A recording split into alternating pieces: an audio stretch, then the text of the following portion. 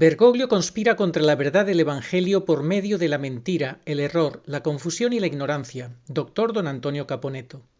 Si alguna vez estuvo en el sendero de la verdad, ¿cree que algo o alguien se le cruzó en su camino y le hizo abandonarla? Es un enigma porque, mirando yo ahora retrospectivamente, yo a él lo conocí en 1992. Mirándolo retrospectivamente, yo no sé si estaba con nosotros, pero no era de los nuestros, como dice San Juan. Hoy me inclino a pensar en eso. Él fingía y simulaba que estaba con nosotros, pero no era de los nuestros. No sé si pasó algo o alguien en su vida que lo llevó a la traición, a la defección o a la apostasía. Indudablemente pasaron los judíos y pasaron los masones, de eso no hay duda. Pasaron porque está documentado ese paso, y él prefirió ser fiel a la sinagoga y a la sinagoga de Satanás, prefirió ser fiel a eso y no a la Iglesia Católica. Entonces, indudablemente eso también se puede decir. Se pueden decir las dos cosas. Se puede decir, estaba con nosotros pero no era de los nuestros, primero. Segundo, precisamente porque fingía o porque simulaba, cuando pasa la judeo-masonería, este hombre se entrega, se ofrece, se vende, traiciona y se constituye en uno más de ellos. Finalmente deja de fingir, deja de simular. Muy buenas, saludos cordiales en Cristo y María. El programa que tenemos hoy es interesantísimo, será un poquito largo seguramente, porque vamos a leer un capítulo impresionante del libro de Maurice Pinay, Complot contra la Iglesia. Complot contra la Iglesia Católica, y fijaos lo que dice el capítulo. La meta de la quinta columna judía introducida en el clero católico ha sido siempre adueñarse del papado, colocando en la silla de San Pedro a un judío secreto que les permita utilizar a la Iglesia en beneficio de los planes imperialistas revolucionarios de la sinagoga y causar a nuestra santa religión todos los daños que permitan facilitar su destrucción. El judaísmo estuvo a punto de lograrlo en el año de 1130.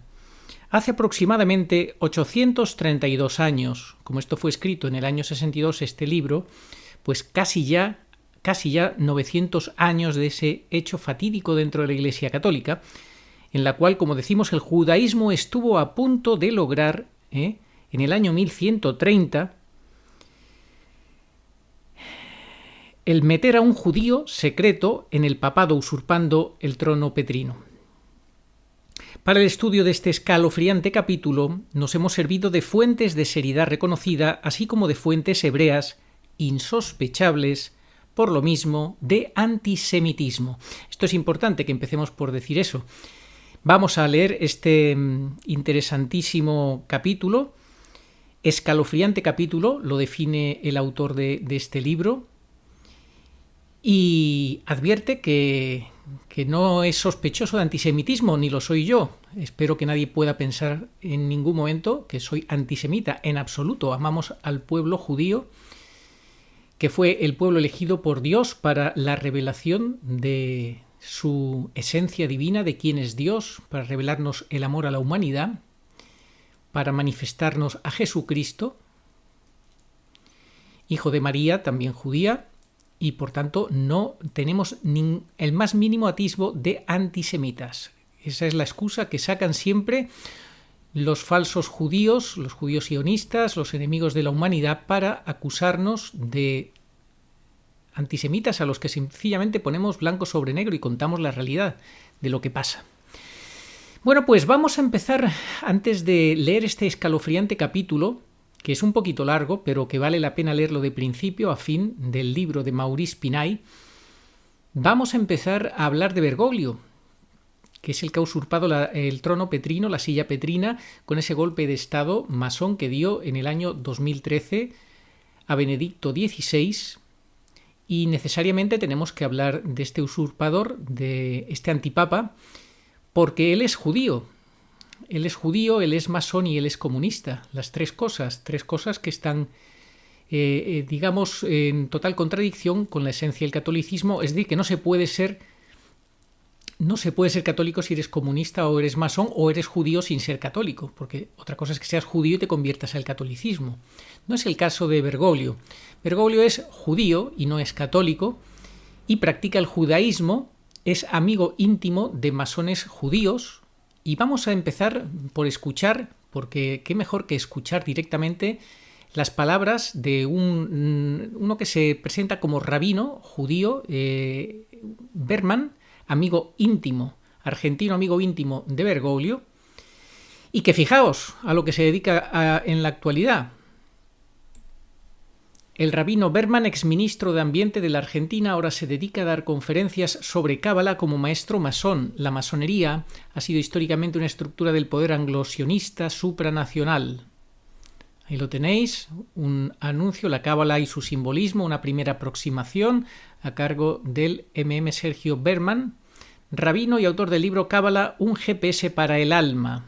La Cábala es pues todo en lo que se fundamenta la masonería, ¿no? La masonería y toda esa filosofía cabalística. Bien, pues vamos a escuchar a este tal Berman, aquí lo tenemos, qué es lo que nos tiene que decir cuando presentó su libro sobre el, entre comillas, Papa Francisco, titulado Un Evangelio según Francisco. Escuchad lo que decía y luego me decís si os parece o no os parece que está reconociendo que su amigo íntimo Bergoglio es también judío. ¿Con qué se podrá encontrar el lector cuando pueda leer el libro? Bueno, con una semblanza de Bergoglio, del Papa Francisco, como maestro que es, como líder que demostró ser al encabezar la Iglesia Católica en la Argentina y liderar determinados procesos que creo que son muy relevantes para nuestra memoria más reciente. Y bueno, ahora investido como estadista, ¿no? Es un jefe de Estado y en el Vaticano, liderando no solamente los cambios para la Iglesia Católica, sino para toda la humanidad, que lo ve como un referente indiscutible. ¿Cómo se encuentra el libro dividido, capítulos? Bueno, tiene estas tres secciones. Una, la semblanza como maestro. De alguna manera yo reconozco en Bergoglio mi rabí, un maestro inspirador para involucrarme desde lo religioso y desde la sociedad civil en lo político y en lo público. Una segunda sección que presenta el liderazgo de Bergoglio como jesuita que es, y ahora Francisco. Ya lo veis, Sergio Berman reconoce a Bergoglio como su maestro, su rabí inspirador en lo religioso, en lo político, en lo social. ¿Qué os parece? Que este que se presenta como judío y como masón diga que Bergoglio es su maestro, su inspirador en lo religioso. Si es en lo religioso, obviamente no es inspiración católica, no le lleva a la conversión al catolicismo, ni muchísimo menos, sino a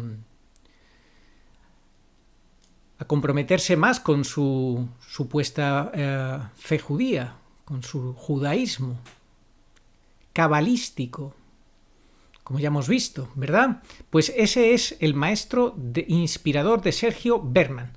Bien, pues vamos a seguir viendo por qué decimos que Bergoglio es simplemente pues un judío. Pues por ejemplo, lo que pasó para seguir viendo hechos históricos con la liturgia interreligiosa que tuvo lugar el 12 de noviembre del año 2012, cuando él, pues pocos meses antes del golpe de estado Benedicto XVI, y siendo cardenal y bueno, arzobispo en Buenos Aires y todo esto, pues él organizó la liturgia interreligiosa conmemorativa de la Kristallnacht, Noche de los Cristales Rotos, convocada, como digo, por el Arzobispado de Buenos Aires, es decir, Bergoglio, en colaboración con la Bridge Argentina.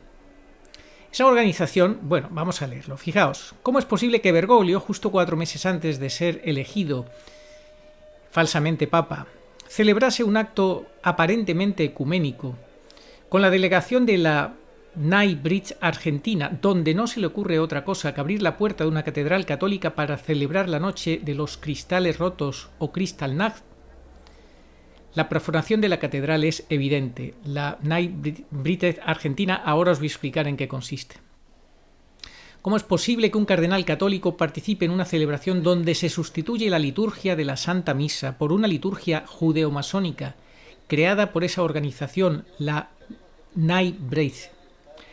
¿Cómo es posible que un cardenal católico deje de celebrar el santo sacrificio de la misa, donde la víctima propiciatoria es Jesucristo, que se ofrece en el altar para celebrar una liturgia elaborada por la Bridge, donde la víctima es el pueblo judío en el holocausto nazi? ¿Cómo es posible abrir un templo católico que debe ser usado solo para actos católicos y sobre todo para celebrar la Santa Misa y dar gloria a Jesucristo, para realizar un acto donde quien organiza toda la liturgia es una de las obediencias masónicas de la Iglesia de Lucifer, la Bridge? Pues bien, el promotor de semejante acto conmemorativo organizado por una de las obediencias masónicas de la Iglesia de Lucifer es el conocido actualmente como, entre comillas, Papa Francisco, supuesto Papa católico, al que su gran séquito, el séquito de tantos que se dicen católicos, sigue fielmente. Estos son los que están siendo arrastrados a la falsa Iglesia del Anticristo. Bueno, pues esta organización, la Bridge, es la logia Bridge, literalmente Hijos de la Alianza, organización judía con un sistema paralelo a la masonería regular de ideología sionista. Estos son los hermanos de Bergoglio, y cuya afiliación está exclusivamente reservada a los ciudadanos de origen judío.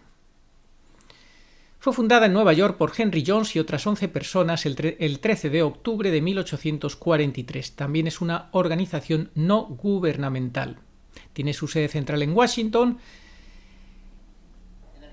y actualmente cuenta con algo más de 600.000 afiliados distribuidos por 47 países del globo. En su cúspide se aglutina lo más selecto, ojo al dato, se aglutina en su cúspide lo más selecto de la oligarquía judía mundial. ¿Os va sonando ya con quién se relaciona Bergoglio? ¿Quiénes son sus hermanos? Al igual que la masonería regular, la Bridge se presenta como una organización filosófica y filantrópica dedicada a la consecución de los consabidos enunciados humanistas, y también, al igual que la primera, su labor fundamental se desarrolla en el campo de la influencia política y social, que es lo que decía este hermano amiguísimo Sergio Berman de Bergoglio en la presentación del libro, que para él Bergoglio es su maestro, su rabí, su inspirador en lo religioso, pero también en lo político y en lo social, ya lo veis, como la Bridge, que es una organización que se dedica a este tipo de influencias políticas y sociales.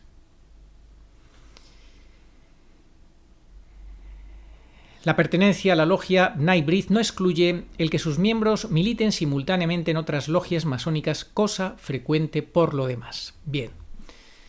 Bergoglio es judío, así lo afirma Miguel Echeverría en un trabajo que tiene presentado, que lo podéis encontrar en internet, con ese título, Bergoglio es judío, Miguel Echeverría, en gloria.tv. Y dice así, en castellano existe una palabra para aquellos judíos que se hacen pasar por católicos, aunque en privado siguen practicando el judaísmo, marrano. Algo que se lo pueden permitir porque mentir o matar, violar, robar, etc. a un infiel, a un goyim, no es pecado ante su Dios. Y teniendo en cuenta cuál es su, entre comillas, Dios, es hasta lógico. Pero Bergoglio propiamente no es un marrano, puesto que practica el judaísmo públicamente, y esto es importante que seamos conscientes, que no se esconde. Lo venimos diciendo desde hace mucho tiempo. Bergoglio se esconde en el más absoluto descaro.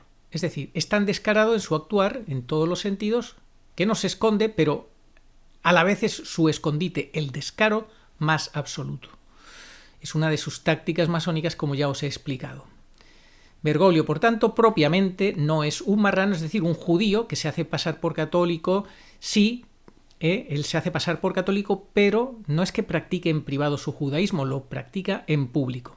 En realidad hay demasiados datos públicos para ignorar que Bergoglio es mucho más judío que católico. Y entonces, pues Miguel Echeverría nos pone varios ejemplos. Por ejemplo, te dice que en este artículo se estudia un poco la genealogía de la familia Bergoglio y te deja un link para que profundices. Yo no os voy a leer todo porque si no tardaríamos 3 horas en terminar este vídeo. Pero en ese artículo veis la genealogía de la familia de Bergoglio, originaria del Piamonte. Sus antepasados al llegar compraron una casa a un judío. Y atención a lo que se dice en el diálogo que sigue al artículo. El apellido Bergoglio, su origen es judío, y Bergoglio pertenece a la familia de los primeros judíos que llegaron a Italia expulsados de España. Sus padres emigraron a Argentina cuando eran jóvenes y se convirtieron en cristiano-católicos para facilitar sus negocios, o sea, por pura conveniencia, ¿no? Cara a la galería, digámoslo así, ¿no? Cara al exterior, no realmente. Ya que para los judíos era más bien difícil el trabajo en Argentina en aquella época. Documentos no son fiables del todo, pero en Israel hay rabinos con este apellido y son inmigrantes italianos. Otro dato, la Asociación Mutual Israelita Argentina, AMIA, una de las principales instituciones de la extensa comunidad judía argentina integrada por unas 200.000 personas, envió una carta al nuevo papa, falso papa, en la que celebró su nombramiento como cabeza de la Iglesia Católica. Fijaos, los judíos, esta comunidad judía internacional argentina, pues se muestra contentísima de que haya pues ocupado la silla petrina. ¿Por qué será? Pues porque lo vamos a ver después leyendo el artículo que está previsto que os lea después. Titulado Un cardenal criptojudío usurpa el papado, del libro de Maurice Pinay. En esa carta, esta Asociación Mutual Israelita Argentina menciona la ascendencia que tiene la figura de Bergoglio, su sensibilidad pastoral y destacada actuación. Vamos a ver, si la Asociación Judía AMIA felicitó a ese jesuita llegando al poder papal falsamente, porque es un antipapa, pero bueno, en las apariencias se presenta como papa y mencionan la ascendencia de ese jesuita, ¿a qué se puede referir sino solamente a su ascendencia judía? Es obvio, ¿verdad? Tercer punto. Es decir, de cantidad de sitios se reconoce a Bergoglio como judío y él en ningún momento dice, no, yo no soy judío para nada, yo soy católico, yo no soy judío, no. Él, el que calla otorga, ¿verdad? Tercer punto, pero sobre todo lo importante es que Bergoglio no se oculta para practicar el judaísmo. Y bueno, sobre eso hay vídeos, lo que pasa es que algunos ya los han borrado de internet, pero podéis buscar y algo encontraréis. Bergoglio practica literalmente el judaísmo sin ocultarse. Y sobre eso saben mucho en Argentina, que practica el judaísmo sin ocultarse, como ya os vengo diciendo. Pues durante varias Navidades celebró, en vez de las fiestas católicas de Navidad, celebró las fiestas judías. Entonces, ¿esto cómo se puede entender? Si alguien lo puede explicar. A finales de septiembre, Bergoglio invitó, estamos hablando pues del año 2013, recién que llegó al Vaticano, a su amigo el rabino judío Abraham Skorka. Una entrevista dada por Skorka reveló más de la increíble apostasía de Bergoglio y su aceptación total del judaísmo. Skorka explica que durante su visita con Bergoglio en el Vaticano, que comenzó el 25 de septiembre del año 2013, Bergoglio lo ayudó a practicar el judaísmo y observar las ceremonias de la ley mosaica. También respondió a las oraciones judías de Skorka y rechazó el proselitismo, esto es, tratar de convertir a Skorka al catolicismo. El artículo se llama Francisco y el rabino Skorka hacen historia en el Vaticano. Dice Skorka: desayunamos, almorzamos y cenamos juntos cada día. Él cuida de mí y me supervisa la comida, controlando que sea kosher, y según mis tradiciones religiosas. Ante todo, Bergoglio quiere que se respeten las tradiciones religiosas judías. Para mí son días festivos, tengo que hacer ciertas bendiciones a la hora de las comidas y desarrollo la última oración y la traduzco. Él me acompaña junto con los demás en la mesa, sus secretarios y un obispo, y todos ellos responden al final con un amén, dijo el rabino. Nos reunimos sin enterrar nuestras identidades. Hablé con él, con Bergoglio, acerca de la evangelización y me afirmó enfáticamente que la Iglesia Católica no puede participar en el proselitismo. Bueno, pues este es un ejemplo. Podíamos seguir hablando sobre esto, pero creo que es mejor que veamos unas imágenes en las cuales Bergoglio participó de un homenaje que le hizo la universidad, la UCLA, de Argentina, le hizo a su amigo Escorca, y escuchemos las palabras finales del discurso de Escorca.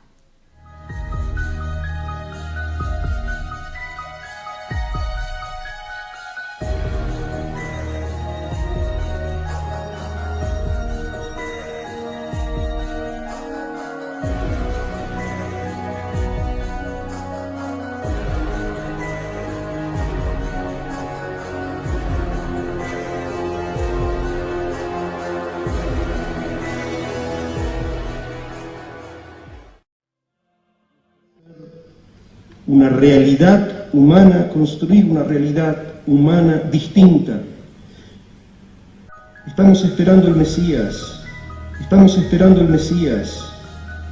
pero para que Él llegue, le tenemos que preparar el terreno, tenemos que dejarle un lugar.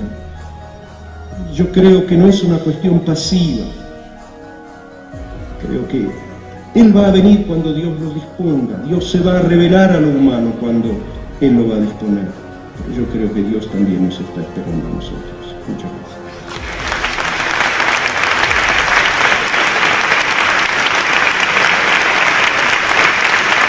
¿Qué os parece? Bergoglio aplaudiendo las palabras de su amigo judío, lo que quiera que sea este señor, masón, en las cuales está diciendo que tiene que venir el Mesías, que esperan al Mesías y que hay que preparar el camino. ¿Quién prepara el camino a ese falso Mesías, que es el anticristo? El falso profeta. Y ahí vemos a Bergoglio aplaudiendo para, en el fondo, lo que está haciendo, preparar el camino al anticristo. ¿Qué decía Antonio Caponetto ya, este fantástico profesor, erudito, escritor argentino, en el año 2010 sobre Bergoglio, sobre el cardenal Bergoglio? ¿Qué decía? Pues fijaos, se cuentan por decenas los gestos judaizantes del primado Bergoglio, de los que pueden dar clara y ominosa cifra su pública amistad con los rabinos Sergio Berman y Alejandro Abruj, al primero de los cuales prologó su libro, o su libelo, Argentina Ciudadana, y al segundo entregó el convento de Santa Catalina en noviembre de 2009, para que festejara la impostura de la Noche de los Cristales Rotos. Es decir, esto de la Noche de los Cristales Rotos le gusta mucho. Ya hemos visto antes que la celebró él, la organizó el arzobispado en el 2012, a finales, y en esta ocasión, en el 2009, le entregó el convento de Santa Catalina a este también rabino Alejandro Abruj, o sea que es reincidente en este tipo de actos. Y ambos son hebreos, al igual que el prologuista Escorca, del que ya acabamos de hablar ahora, explícitos justificadores de la sodomía. Todos ellos justifican la sodomía, como Bergoglio, que la anima, de hecho, la anima. El fantasma contra natura de Marshall Meyer los protege a todos y a todos reúne bajo el humo desolador de Gomorra. Entonces, estos son palabras de Antonio Caponetto. Más aquí estamos, y es el año 2010, atención, año 2010. Aquí estamos ante la segunda obsesión del cardenal Bergoglio. Se ha impuesto probar su afinidad y su afecto con el mundo israelita. Y no conforme con las definiciones eclesiales públicas dadas en tal sentido, abunda ahora en la obra El Jesuita, que es una obra hecha pues por dos personajes en testimonios menores intencionalmente escogidos para agradar al Sanedrín. Quiere agradar al Sanedrín a través de esta obra. Los reporteros, a cuyo tribal incipiencia teológica ya hemos aludido, le plantean como una objeción para la aceptación de la fe católica el hecho de que el principal emblema del catolicismo es un es un Cristo crucificado que chorrea sangre. Usted no puede negar, le reprochan cortésmente, que la Iglesia destacó en sus 2 milenios al martirio como camino hacia la santidad. Bueno, aquí sigue, no nos vamos a seguir entreteniendo en esto porque se nos va a hacer muy largo. Pero sí quiero, pues, resaltar las palabras de Antonio Caponetto cuando él escribió un capítulo más de la Iglesia traicionada, en la cual dice claramente que Jorge Mario Bergoglio pertenece a una secta judeocatólica herética donde Cristo es el gran ausente y traicionado. Es lo que vimos antes, cuando el 11 de octubre del año 2012, en el Auditorio Juan Pablo II de la UCA, las máximas autoridades de la misma le entregaron el doctorado honoris causa al rabino Abraham Escorca. Se llaman presentes en la ceremonia el predicador pontificio y el nuncio apostólico, testigos inequívocos ambos del aval que a tal acto se le daba directamente desde Roma. Evitemos los circunloquios porque los registros fílmicos y auditivos de lo sucedido que hemos analizado nos obligan a ser directos en nuestros juicios. Humanamente hablando, lo que se ejecutó ese día fue un hecho inicuo, consumado bajo el sello de la obsecuencia servil al judaísmo, de la adulación rastrera a la sinagoga, del vasallaje envilecedor al Sanedrín, de la horribilísima abdicación ante el poder de Israel. Si el prolongado y sensual abrazo entre el homenajeado y Bergoglio sirven de símbolo a la fiera felonía, no resulta menos simbólico el comportamiento del rebaño que presidía o secundaba la fiesta, abyectamente presto a lisonjear con aplausos al circunciso cada vez que de su boca salían las más insolentes o insólitas afirmaciones. Religiosamente hablando, en cambio, lo que se ejecutó ese día fue un hecho aún más trágico que no puede pasar sin registro y sin protesta. Quedó fundada oficial, pública e institucionalmente en nuestra patria argentina la herejía judeo-católica, cuya impune existencia tiene ya larga data. La nueva herejía, como cualquiera de pasados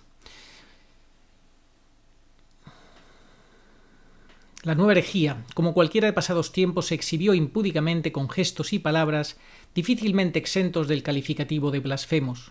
Cristo fue el gran ausente y a la par el gran traicionado, y para que el sacrilegio fuera completo, la herética pravedad sentó sus reales en una casa de estudios que fuera alguna vez en sus honrosos inicios baluarte de la ortodoxia. Sin embargo, y por lo que sabemos hasta ahora, no hubo voces eclesiales en disidencia manifiesta, lo cual es lo habitual lamentablemente en estos tiempos.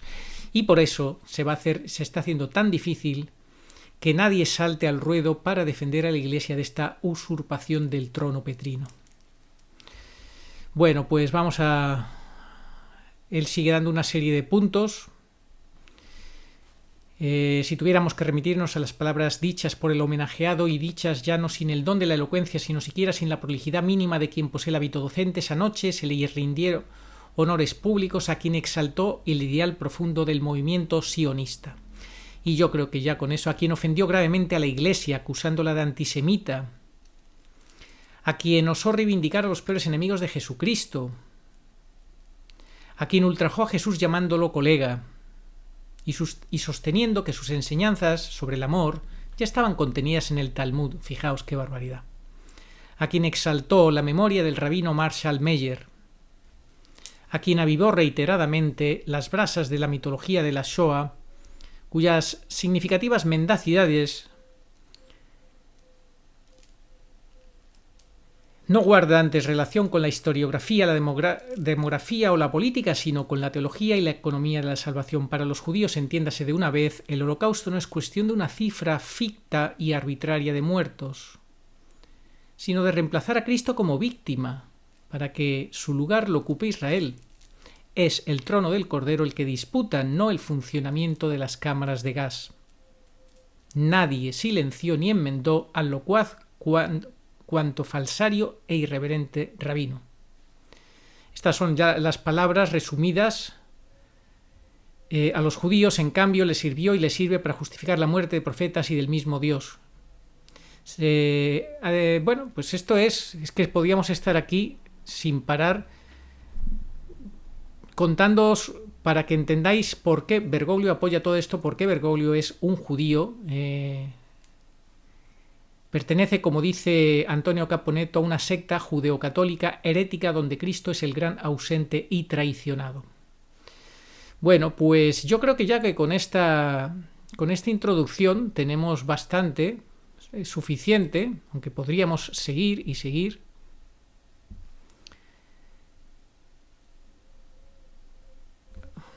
Por ejemplo, algún dato más, como decir que dice Bergoglio que no es necesario convertir a los judíos al cristianismo, los judíos no necesitan a Jesucristo para salvarse, es lo que nos quiere decir Bergoglio. Y los mismos judíos reconocen a Bergoglio como uno de ellos, como judío. Así que, ante todo este cúmulo de datos, y que, como digo, pues son una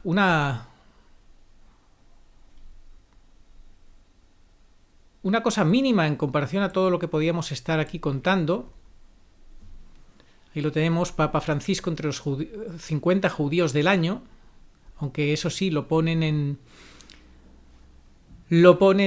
una categoría que dicen que no hace falta que sean judíos, lo ponían con Angelina Jolie, en una categoría aparte y tal, pero para disimular, obviamente, no van a decir abiertamente que es judío. Entre los 50 judíos del año, la revista estadounidense Forward lo incluyó en su listado subrayando su contribución a las relaciones entre la Iglesia Católica y los judíos, pero en los motivos también hay un ataque durísimo contra Benedicto XVI, pues ahí lo tenéis, la estampa, que es un periódico masón, ataca durísimamente a Benedicto XVI, pues bueno, blanco y en botella, ¿verdad? Yo creo que con esta presentación ya es suficiente para entender el golpe de Estado que ha dado Bergoglio con el globalismo a su santidad el Papa Benedicto XVI en el año 2013, algo que tiene su precedente hace casi 900 años y que es el artículo que ahora os quería leer, este artículo tan escalofriante, capítulo escalofriante, un cardenal criptojudío usurpa el papado. Atentos, vamos ya a entrar en materia sabiendo que Bergoglio qué clase de personaje es, a quién sirve, con quién está alineado. La meta de la quinta columna judía introducida en el clero católico ha sido siempre adueñarse del papado, colocando en la silla de San Pedro a un judío secreto que les permita utilizar a la Iglesia en beneficio de los planes imperialistas revolucionarios de la sinagoga y causar a nuestra santa religión todos los daños que permitan facilitar su destrucción. Bergoglio el destructor.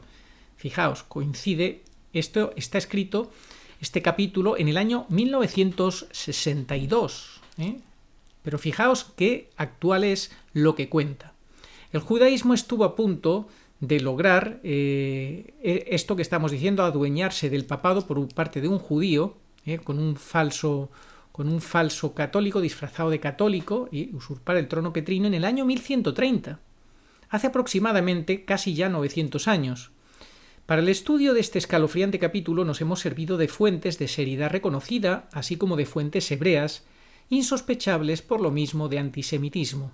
El célebre historiador del siglo pasado, Fernando Gregorius, de fama mundial como lo saben todos los eruditos y además en extremo favorable a los judíos, se refiere a estos hechos históricos en su obra monumental titulada Historia de la ciudad de Roma en la Edad Media, cuya primera traducción italiana fue oficialmente costeada por el Ayuntamiento de Roma, que además honró al autor con el título de ciudadano romano. De dicha obra tomamos los siguientes datos. Bueno, y aquí te da una serie de datos que no es necesario leer. Un cisma de origen y de índole puramente civil debió dar a conocer al mundo que los reyes alemanes no tenían siempre la culpa de las divisiones eclesiásticas. La riqueza y el poder de los Pierleoni, y más todavía los grandes méritos que habían alcanzado cerca de la Iglesia, les daban una buena esperanza de elevar al papado a uno de su familia. Esto era una familia judía. El hecho extraño de descender esta familia de origen judío y de haber llegado a ser tan ilustre nos permite la oportunidad de dar una ojeada a la sinagoga de Roma. Continúa Gregorius haciendo historia de la comunidad hebrea de Roma desde tiempos de Pompeyo para luego mencionar que Benjamín de Tudela, el célebre viajero hebreo, que anduvo por medio mundo visitando todas las organizaciones judías existentes en su época, afirmó con respecto a los israelitas de Roma que en tiempo del Papa Alejandro III los había de gran influencia en la corte pontificia. lo mismo que rabinos sapientísimos como eran Daniel, Heiel, Joab, Natán, Menahem y otros del Trastevere.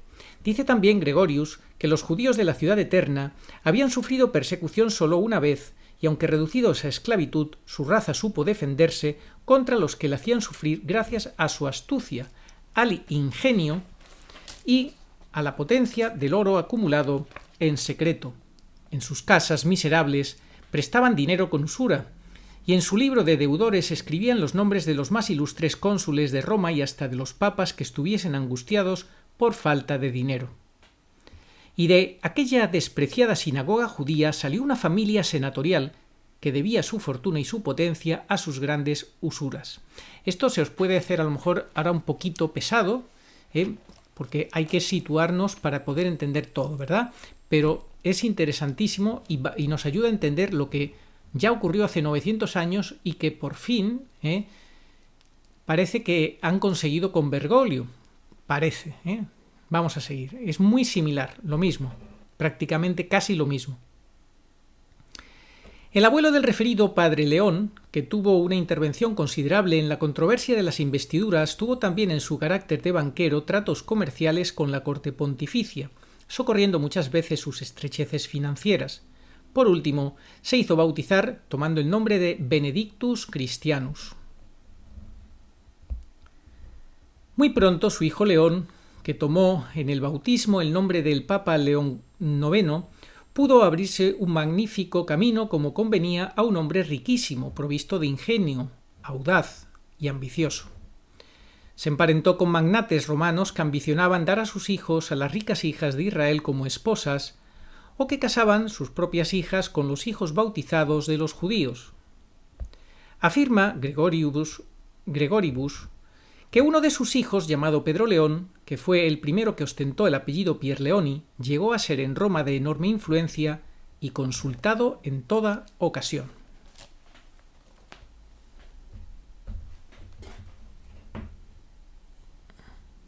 Además de la fortaleza situada junto al teatro de Marcelo, que sin duda había erigido su padre León, Pedro León dominaba también la próxima isla tiberina. Urbano II le confió también la custodia del castillo de Sant'Angelo y murió en la casa de su acreedor y protector, usando las palabras del propio Gregoribus. Sus sucesores, sigue diciendo, se afanaban por obtener el patrocinio del poderoso Pierleoni, pero el pueblo lo aborrecía porque era un usurero. La nobleza lo odiaba y podemos ver que, a pesar de ser amigo del Papa Pascual, no pudo obtener la prefectura para su hijo por ser noble nuevo. Mas la amistad de los pontífices, el esplendor de la parentela, las riquezas y el poder borraron muy pronto la mancha de su origen judío, y en muy poco tiempo los Pierleoni fueron enaltecidos como la más grande de las familias principescas de Roma. León y sus sucesores se ornaron con el título de cónsules de los romanos y lo tuvieron, según afirma Gregoribus, con orgullo y con dignidad magistral, como si fuesen patricios muy antiguos. Estos son los judíos que se van poco a poco metiendo como si fueran católicos, ganándose la confianza del pueblo y de la nobleza y demás. Añade el famoso historiador que los Pierleoni fueron güelfos, es decir, tomaron decididamente el partido de los papas contra los emperadores alemanes, pues no debemos olvidar que ya para estos tiempos eran al menos en apariencia devotos cristianos, en apariencia, como siempre, las apariencias, ¿verdad? Las apariencias engañan.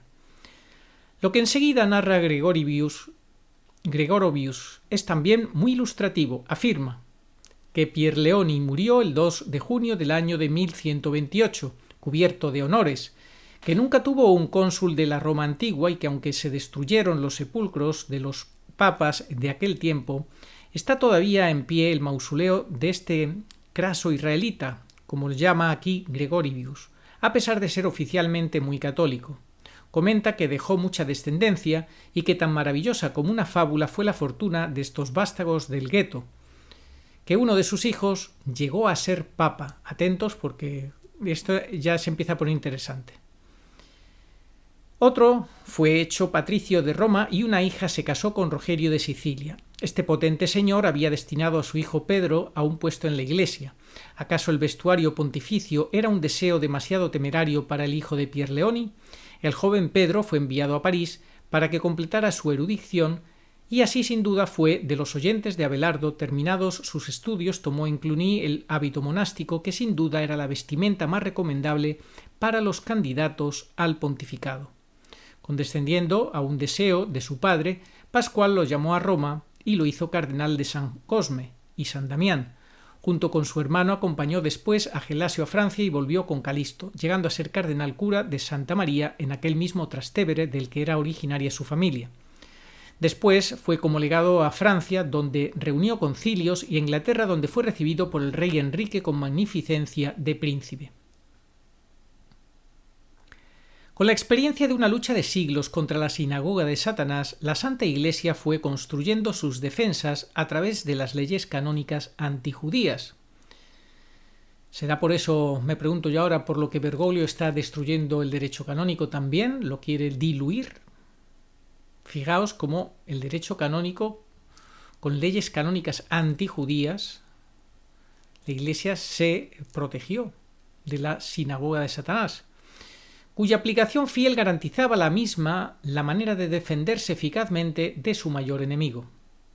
Desgraciadamente ya vimos cómo hubo monarcas como Witiza, Luis el Piadoso o Pedro el Cruel, que cayendo bajo la influencia de los israelitas convirtieron en letra muerta los sagrados cánones antihebreos, brindando protección al enemigo capital de la cristiandad y permitiéndole encumbrarse en la gobernación del Estado, con resultados trágicos, tanto para la Santa Iglesia como para los pueblos que cayeron en las garras de los israelitas. Sin embargo, estas tragedias fueron por su naturaleza de carácter local, pues mientras en Wititza o un Luis el Piadoso entregaban a sus pueblos en garras del enemigo, el papado y otros estados cristianos seguían con ardor la lucha en defensa de la Iglesia y de la catolicidad.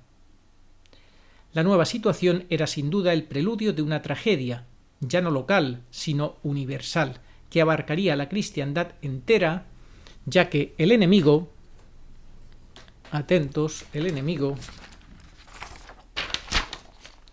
estaba infiltrándose, el enemigo está infiltrándose hace ya casi 900 años, en la más alta jefatura de la Santa Iglesia, y la crisis tenía que afectar necesariamente a todo el mundo cristiano. En esta ocasión, la enconada pugna entre el papado y el imperio, con motivo de las investiduras y del problema de la supremacía, iba a presentar al judaísmo la magnífica oportunidad de infiltrarse dentro de la Santa Sede, ofreciéndole valiosos servicios y haciendo méritos indudables. En el fragor de aquella lucha surgida entre papas y emperadores, los hebreos y también los judíos conversos empezaron por tomar resueltamente el partido de los güelfos, es decir, el del sumo pontífice, que en aquellas circunstancias difícilmente podía rehusar tan inesperado como al parecer valioso apoyo, mayor este todavía por venir unido al financiamiento económico que en esos tiempos con frecuencia necesitaba urgentemente la Santa Sede. Este es el gran problema también siempre de la Santa Sede, que al final pues necesita dinero y por ahí pues cede muchas veces.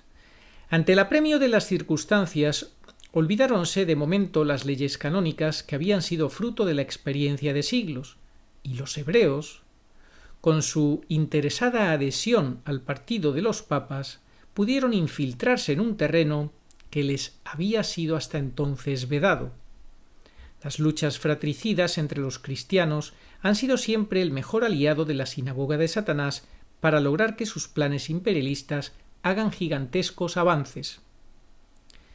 Y así como ahora lo lograban apoyando al poder eclesiástico contra el civil, después en el siglo XVI, o sea, 450 años más tarde, desgarrarían definitivamente a la cristiandad, apoyando entonces a los reyes contra el papado. En el presente caso se hicieron imprescindibles como banqueros, y a ellos tenían que recurrir el papado para solucionar sus problemas económicos. Este siempre, insisto, ha sido un gran problema de la Iglesia institución. El célebre rabino, poeta e historiador Luis Israel Newman, estamos hablando ahora de un rabino judío, poeta e historiador Louis Israel Newman en su interesantísima obra titulada Influencia judía en los movimientos de reforma del cristianismo, refiriéndose al cisma provocado en la Santa Iglesia por el cardenal Pedro Pierleoni, da a Pierleoni, una importancia decisiva en el desarrollo de la llamada herejía judaica en la Edad Media, que con toda razón fue llamada por papas, concilios e inquisidores la madre de todas las herejías. Fijaos que el propio Bergoglio se ha jactado algunas veces de no sé si voy a decir una herejía y tal, y se toma lo de las herejías a risa, a broma, a burla. Le escribe en cartas denunciando sus herejías con mucha educación, con mucho respeto, y ni las contesta. Repito, con toda razón fue llamada por los papas, concilios e inquisidores la madre de todas las herejías, la herejía judaica en la Edad Media, ya que el Santo Oficio llegó a comprobar que eran los judíos clandestinos, es decir, los herejes judaizantes, los organizadores y propagadores de los demás movimientos heréticos. Asevera el mencionado rabino que el principal factor para la preparación del estallido de la herejía judaizante durante el siglo XII fue la elección de Anacleto II, un miembro de la casa judía de los Pierleoni, a la silla pontifical en el año de 1130. Esto es fundamental, lo vamos a repetir. El principal factor para la preparación del estallido de la herejía judaizante durante el siglo XII fue la elección de Anacleto II, un miembro de la casa judía de los Pierleoni, a la silla pontifical en el año 1130. Y ahora vamos a ver la historia de cómo este señor se encaramó, este judío disfrazado de católico, que había conseguido engañar a muchos, pues consiguió encaramarse, usurpar el trono petrino, porque lo usurpó, porque ya había papa. Interesantísima la historia y el paralelismo con lo que estamos viviendo con Bergoglio. Esta confesión de este judío que está diciendo esto, es de capital importancia por venir de un dirigente destacado del judaísmo y porque además se ajusta por completo a la realidad, pues un golpe de audacia de este tipo, como el golpe de Estado que le dieron a Benedicto por parte de la mafia de San Galo y Bergoglio y compañía, un golpe de audacia de ese tipo, además de sembrar la desmoralización en la cristiandad, debió de haber alentado en extremo a los israelitas, que pudieron considerar que de allí en adelante todo era ya posible para ellos. Por eso le felicitan tanto a Bergoglio los judíos de todos los lados de que esté en la silla petrina, y le llaman papa, se le llena la boca de llamarles papa y papa. Los masones también, etc. Toda la masonería internacional le ha felicitado al unísono, ¿no? Además eso sin esconderlo públicamente. El referido rabino confirma lo anterior en otro pasaje de su interesante obra donde afirma: pruebas adicionales en relación con el profundo impacto hecho por la carrera de Anacleto sobre las mentes judías pueden encontrarse en la copiosa literatura del mítico Papa Judío. Le llama Papa Judío al que realmente fue un antipapa, como la Iglesia finalmente lo ha catalogado como antipapa. Pues no podía ser de otra manera. Que en la leyenda hebrea es llamado Andreas o El Chanán. Es por completo digno de aplauso que la elevación al poder de un miembro de una antigua familia judía haya dado ímpetu a la actividad de las comunidades judías italianas locales y a una vigorosa reafirmación de sus propias tradiciones y opiniones. Aquí el ya citado rabino va demasiado lejos, sacando a relucir uno de los grandes argumentos que emplean los hebreos en sus convertículos secretos para tratar de demostrar que su religión, y no la cristiana, es la verdadera. Es que claro, ellos les gusta presumir de que uno de los suyos es papa, aunque no lo sea, pero ellos públicamente se hacen la ilusión de que lo es o quieren hacernos creer que lo es, como diciendo, ves, Dios está con nosotros, nuestra religión es la verdadera, y lo que no se dan cuenta es que de eso nada, que Dios nunca va a permitir que eso ocurra, si acaso en apariencia, como estamos viendo ahora con Bergoglio, y como pasó en su fecha, en esto que estamos relatando. Dicen que el hecho de lograr infiltrarse en las jerarquías de la Iglesia sin perdonar los obispados y el cardenalato, cometiendo toda clase de sacrilegios y poder incluso escalar el trono de San Pedro, aunque sea por medio de antipapas, que ellos llaman papas, reafirma sus opiniones y sus tradiciones, es decir, demuestra que son ellos y no los cristianos quienes tienen razón al creer que su religión es la que cuenta con el apoyo divino. Nosotros contestaríamos a este sofisma con un argumento elocuente. De no ser por la asistencia divina, cualquier institución humana habría podido ser controlada ya, desde hace muchos siglos, por la satánica quinta columna judía introducida en el clero, que hace 832 años, insisto, esto está escrito en el año 1962, es decir, hace ya casi 900 años, creyó haber capturado por fin al sumo pontificado y pensó tener a la Santa Iglesia en sus garras, pero entonces fracasó su intento demoníaco, igual que ahora. Ahora estamos viendo cómo Bergoglio está llevando una agenda que es demoníaca, la agenda esta mundialista que todos sabéis, ¿verdad? Pues lo mismo. Fracasó su intento demoníaco, como sigue fracasando 8 siglos, casi 9 después, en que se contempla esa conquista como una simple ansiada ambición, todavía no lograda. Ahora ya sí consideran que lo han logrado con Bergoglio. Si la Santa Iglesia no tuviera la asistencia de Dios nuestro Señor, habría ya sucumbido ante el empuje infernal del judaísmo. Considerado por muchos, con razón como el más poderoso instrumento del anticristo. Cristo nuestro Señor llamó al judaísmo la sinagoga de Satanás y denominó a los judíos hijos del diablo. Esto lo tenemos en el Evangelio de San Juan.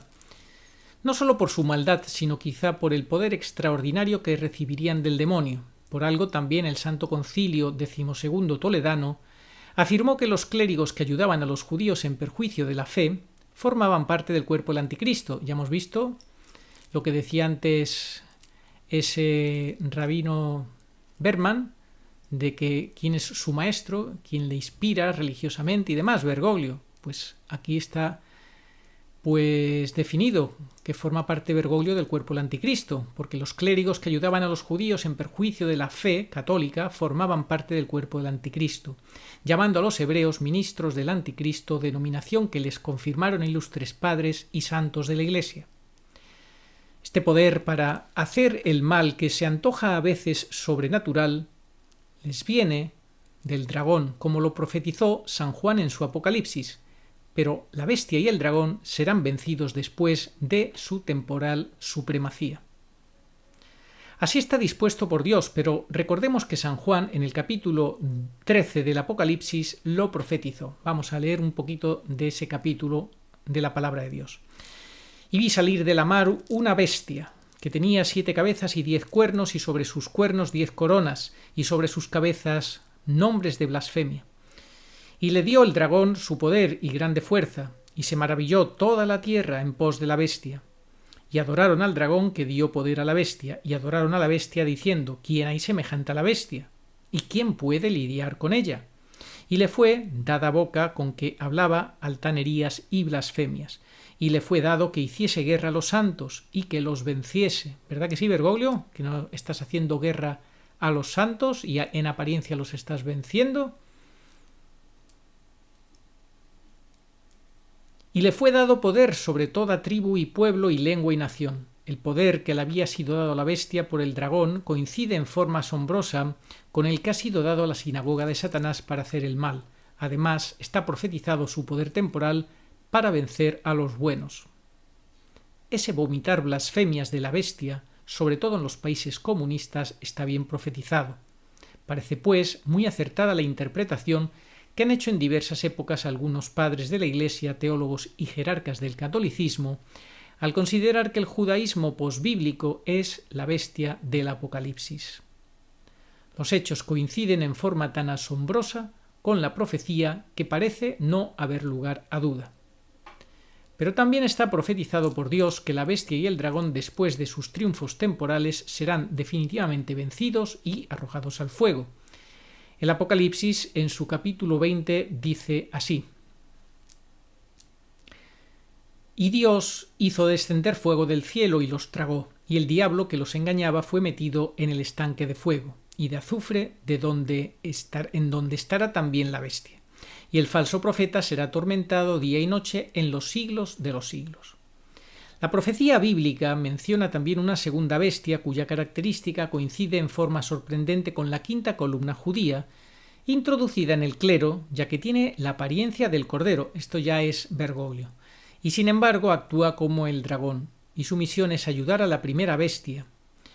Como la misión de la quinta columna es facilitar los triunfos de la sinagoga de Satanás. En el capítulo 13 dice: «Y vi otra bestia que subía de la tierra, y que tenía 2 cuernos semejantes a los del cordero, mas hablaba como el dragón, y ejercía todo el poder de la primera bestia en su presencia, e hizo que la tierra y sus moradores adorasen a la primera bestia, cuya herida mortal fue curada, y engañó a los moradores de la tierra con los prodigios que se le permitieran hacer delante de la bestia, diciendo a los moradores de la tierra que hagan la figura de la bestia que tiene la herida de espada y vivió». A muchos parece en realidad sorprendente que el judaísmo, herido de muerte por la Inquisición y por la acción de los buenos, haya sobrevivido y curado sus heridas. Por otra parte, esa misión de la bestia con apariencia del cordero, consistente en lograr que los hombres adoren a la primera bestia, y esto lo estamos viendo, la bestia con apariencia de cordero, Bergoglio, que dice que consistente en lograr que los hombres adoren a la primera bestia, lo estamos viendo. Ya está consiguiendo que adoren a la primera bestia, porque es mandato de la primera bestia que todo el mundo se meta en el cuerpo lo que se está metiendo. Y él lo está consiguiendo, que la gente lo haga, que muchísima gente lo haga. Consistente en lograr que los hombres adoren a la primera bestia, coincide también en forma admirable con la labor que hacen los clérigos quintacolumnistas para que los fieles casi adoren a los judíos, pretendiendo que son de la sangre de Cristo nuestro Señor, siendo que Él los llamó hijos del diablo, y además son el enemigo capital de la Santa Iglesia. Nuestros hermanos mayores en la fe, los judíos, lo son, en mi opinión, hasta la llegada de Cristo. A partir de ahí dejan de serlo, porque a partir de ahí el pueblo de Dios es la Iglesia católica. Y todos los que rechazan a Cristo, pues dejan de ser hermanos mayores y se convierten en lo que les dijo Jesucristo: vuestro padre es el diablo. Ahí, cuando ya Jesucristo se manifiesta, Dios se revela, toca elegir. Y hay quien elige como padre al diablo y hay quien elige como padre al Padre de Jesucristo, a su Abba, y reconocen a Jesucristo como el Mesías. Eso ya es elección de cada cual. Movido por la gracia, obviamente, pero hay que responder.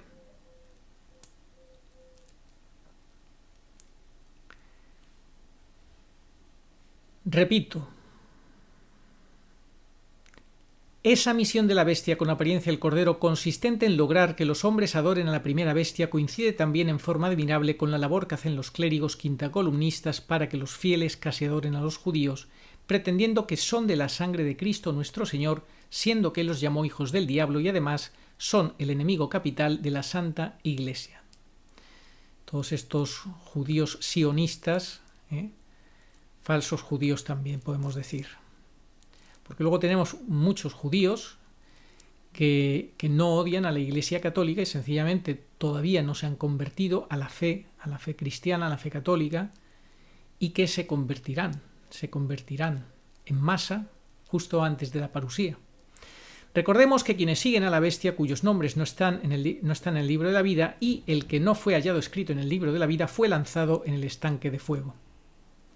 Después de este paréntesis necesario para impedir que la tragedia que se está analizando debilite y abrume a los medrosos, seguiremos narrando sintéticamente el desarrollo del espantoso drama. A las claras se veía que el cardenal Pierleoni y sus secuaces lo estaban preparando todo para su elevación al pontificado al morir el papa reinante. Ojo, porque esto ya nos empieza a recordar a lo que ha pasado con la mafia de San Galo y el golpe de estado a Benedicto. Fijaos. Lo estaban preparando todo para su elevación al pontificado al morir el papa reinante. En este caso lo estaban preparando todo para que cuando muriera Juan Pablo II, y en un cónclave lo intentaron, Bergoglio quedó segundo, no lo lograron, y entonces ya dijeron, bueno, pues esto ya no puede quedar así, y tenían hecho un un juramento, un conjuro, tenían una conjura de conseguir alcanzar el trono petrino antes de 50 años de junio de 1963. Y por eso en marzo de 2013 lo lograron usurpar el trono petrino, esa conjura. Y los cardenales, pues vamos a casi 900 años antes, pues ya estaban lo mismo, preparando todo para la elevación al pontificado al morir el Papa reinante, y los cardenales y clérigos mejor orientados, más fieles a la Santa Iglesia, estaban justamente alarmados, ya que se encontraban convencidos de que el cardenal Pierleoni practicaba el judaísmo en secreto, era un falso cardenal infiltrado, y de que con su elevación al trono de San Pedro la Santa Iglesia caería en las garras de su enemigo secular, la sinagoga. Al efecto, contra dicho cardenal se lanzaban, entre otras, las siguientes acusaciones. Vamos a ver de qué se acusaba a este infiltrado. Primero, que bajo la máscara de un cristianismo aparentemente fervoroso y sincero, Pierleoni practicaba el judaísmo en secreto, disimulándolo con el velo de elocuentes y piadosos sermones, ya que fue él uno de los mejores oradores sagrados de su época. ¿No recuerda esto a Bergoglio?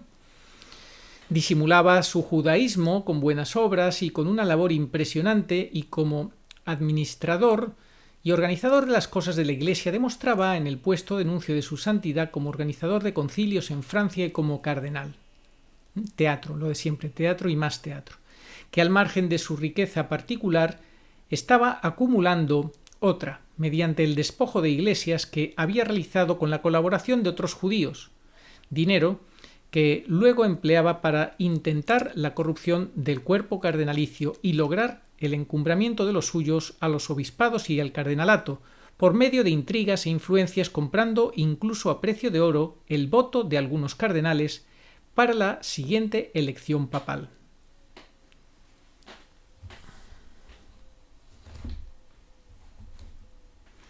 Ante el peligro mortal, fue formándose en el Sacro Colegio Cardenalicio un grupo de oposición a Pierleoni de tendencias fuertemente antijudías, encabezado por el cardenal Gregorio de Sant'Angelo, por el cardenal Aimerico y por Giovanni de Crema. Sin embargo, el cardenal Pierleoni llevaba en la enconada lucha visible ventaja, porque contaba con el apoyo de la nobleza muy infiltrada de judaísmo y del pueblo ganado por el oro y el poderío del cardenal criptojudío. Además, había tenido el cuidado de ir controlando las fuerzas armadas. Sabiendo que los cardenales opositores lo acusaban de practicar el judaísmo, Pierleoni trataba de desmentir tales acusaciones con sus sermones piadosos e impecablemente ortodoxos, con una magnífica actuación en distintos campos. ¿Veis? Actuación en distintos campos, teatro y más teatro.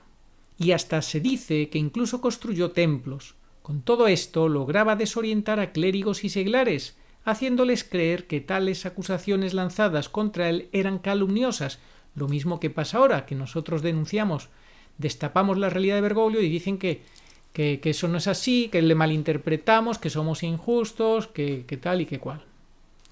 Y que si él es católico, por el que lanza de vez en cuando, claro, su doble discurso, su doble lenguaje, discursos católicos. Y bueno, imagínese que si usted se junta con personajes que pertenecen a la Cábala, si usted dice abiertamente que va a rezar a la sinagoga, como él lo ha dicho, y se junta con cabalistas, con talmudistas, con sionistas y con personajes de la peor laya, si recibe la bendición de rodillas, si recibe la bendición de rodillas y la imposición de manos de parte de grupos sectarios, imagínese que uno también tiene todo el derecho del mundo, por lo mismo que yo decía antes, de que tenemos que sobrenaturalizar nuestras miradas, también tenemos que saber que existe lo preternatural y que lo preternatural actúa. Y que en realidad el cardenal Pierleoni era un sincero cristiano atacado injustamente por los envidiosos y los antijudíos propensos a ver israelitas hasta donde no los hay. El Papa Honorio II, ya enfermo, se veía sujeto a las encontradas y fuertes presiones de ambos grupos. Viendo los cardenales antijudíos que el bloque filosemita de Pierleoni adquiría cada vez más fuerza y que tenía asegurado el voto de la mayoría de los cardenales, dio un golpe de audacia debido a la energía y resolución del cardenal francés Aimerico, canciller de la Iglesia romana, quien súbitamente hizo trasladar al papa moribundo al monasterio de San Gregorio, ubicado en un monte. En medio de los forcejeos de ambas facciones, convinieron con Honorio en que la elección del nuevo papa la harían 8 cardenales, al parecer designados por el mismo pontífice reinante, y entre los cuales figuraba Pierleoni. Dichos purpurados estaban a la cabecera del moribundo, esperando el fatal desenlace para proceder a la elección del nuevo papa. ¿No recuerda esto a Juan Pablo II moribundo esperando que se muera para y luego ya a la trama contra Benedicto para echarle?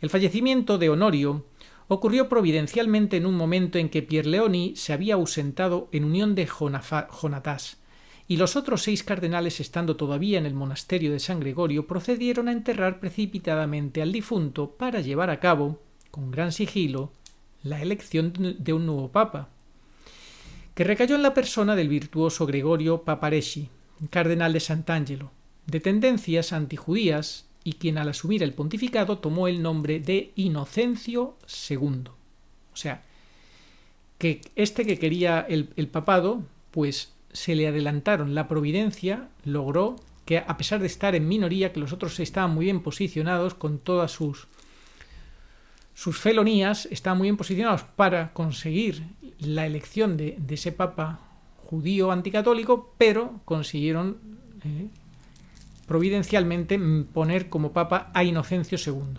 Cuando Pierleoni, que ya se consideraba casi papa electo, vio que Papareschi, uno de sus rivales, había sido ya elegido pontífice, no se dio por vencido, sino que, según dice Gregorius, dice así: asistido por sus hermanos León Giordano Rogerio, Uggione y de numerosos clientes, marchó hacia San Pedro.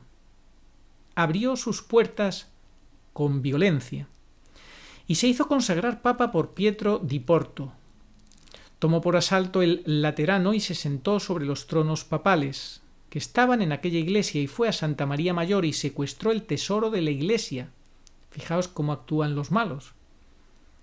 Toda Roma resonó con el estruendo de la guerra civil. Guerra civil dentro de la iglesia.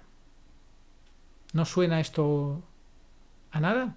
¿Acaso no advirtió en 1800, hace 200 años, la beata Ana Catalina Emmerich, de Papa contra Papa también?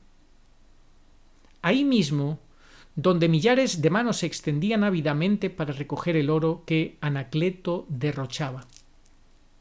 Anacleto es el que quería ser papa, el falso papa. Indudablemente este Pierleoni fue, en cuanto a simonía se refiere, un digno discípulo de su antecesor judío Simón el Mago, y quizá hasta le aventajó, iluminado tal vez con la experiencia hebraica de siglos, logrando por diversos medios que más de las 2/3 partes de los cardenales lo eligieran papa, adoptando el nombre de Anacleto II. Pero no fue papa, fue antipapa, porque ya había sido elegido el otro, Inocencio II. El craso judío se adueñó fácilmente de la situación y le llovieron adhesiones de todos lados, mientras Inocencio II tenía que huir con sus fieles cardenales, refugiándose en el palacio, amparado por la defensa de la fortaleza de los Frangipani. Las tropas de Pierleoni asaltaron el palacio sin éxito, pero, como según dice Gregoribus, vamos a ver qué es lo que dice.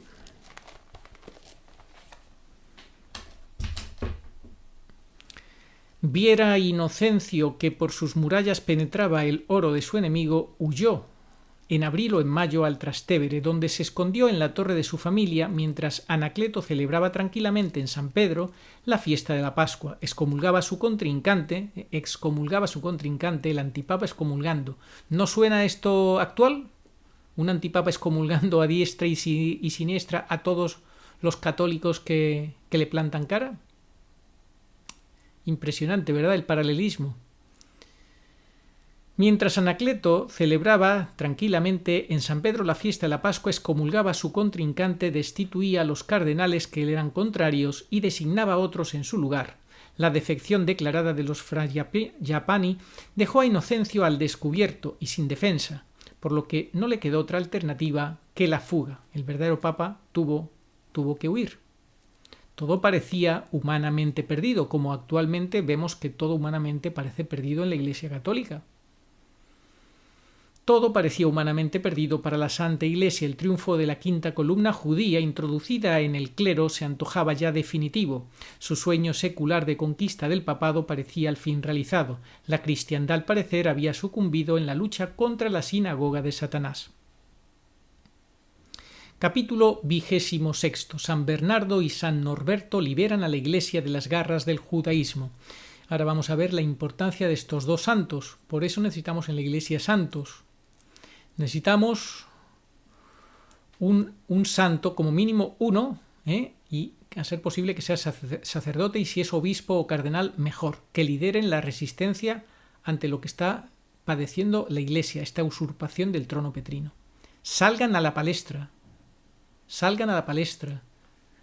sacerdotes, religiosos, obispos, cardenales, sacerdotes, salgan a la palestra. Defiendan a la Iglesia de esta usurpación del trono petrino que estamos sufriendo. Tenemos el ejemplo de San Bernardo y San Norberto. Gracias a ellos, y lo vamos a ver ahora, la Iglesia pudo recuperar el timón, el verdadero Papa.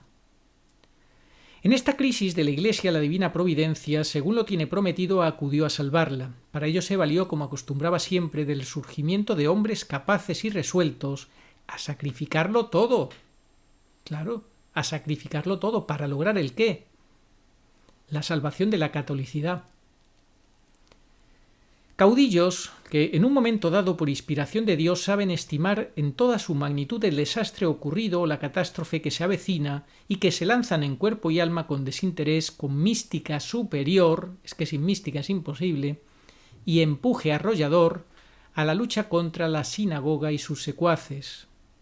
Así surgió San Ireneo, cuando el gnosticismo judaico amenazó con desintegrar a la cristiandad. De igual manera apareció San Atanasio, el gran caudillo antijudío, cuando la herejía del hebreo Arrio estuvo a punto de desquiciar a la Iglesia, y así surgieron después en situaciones parecidas San Juan Crisóstomo, San Ambrosio de Milán, San Cirilo de Alejandría, San Isidoro de Sevilla, San Félix, San Agobardo, el arzobispo Amolón y muchos otros, todos luchando implacables, iluminados por la gracia divina tanto en contra de los judíos enemigos seculares de la Santa Iglesia como de su quinta columna, de sus herejías y de sus movimientos subversivos. Ahora que la Iglesia sufría quizá la más grave crisis desde su nacimiento, ¿quién surgiría? Es la misma pregunta que nos hacemos hoy. ¿Quién surgirá hoy? ¿Quién o quiénes serían los caudillos antijudíos, instrumentos de Cristo en esta ocasión para salvar a su Santa Iglesia? Cuidado, porque pueden surgir falsos profetas, falsos salvadores. Hay que tener un buen discernimiento, que no nos engañen tampoco, por otro lado.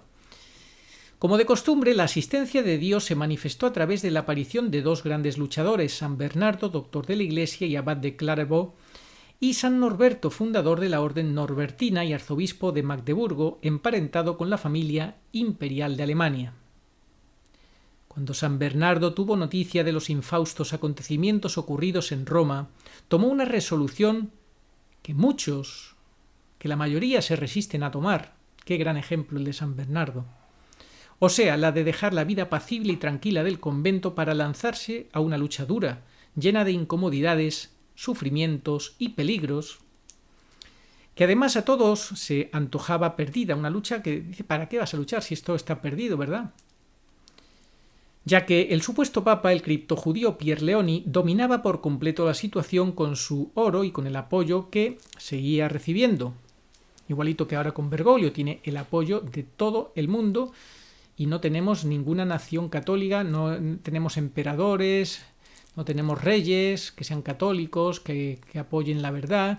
Cuando en el año 2017 una serie de católicos acudió al nuevo presidente de Estados Unidos, Donald Trump, contándoles el golpe de Estado a Benedicto, le dio la callada por respuesta. Mientras Inocencio II, abandonado y fugitivo, el verdadero papa, excomulgado por Anacleto, falsa excomunión, papel mojado, como todo lo que hace Bergoglio, parecía tenerlo todo perdido, debilitando todavía más sus pretensiones, una elección, según el decir de teólogos e historiadores eclesiásticos de peso, no era muy canónica. Sin embargo, San Bernardo tomó en sus manos la causa ya casi liquidada solo porque tenía la convicción de que era la buena, igualito que ahora. Andrea Chionchi no es un prelado, no es un religioso, es un seglar, pero él cree que es la buena, tiene la convicción de que su tesis es la buena. Y lo explica perfectamente en su investigación Papa-Antipapa. Bergoglio es un antipapa, Benedicto XVI es el papa que está en sede impedida.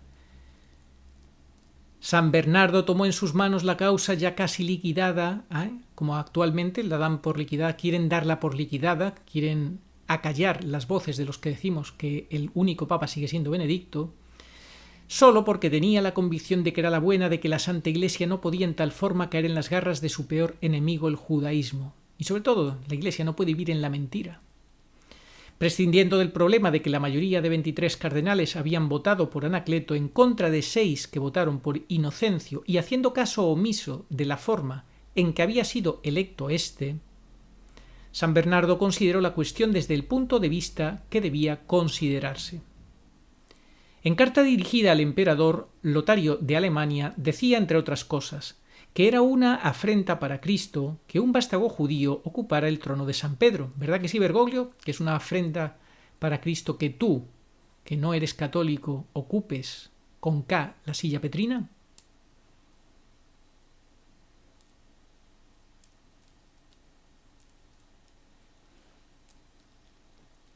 Con ello, ponía el santo doctor de la Iglesia el dedo en la llaga y diagnosticaba la situación en toda su gravedad, pues en realidad era imposible que un judío enemigo de la Santa Iglesia fuera papa. Imposible.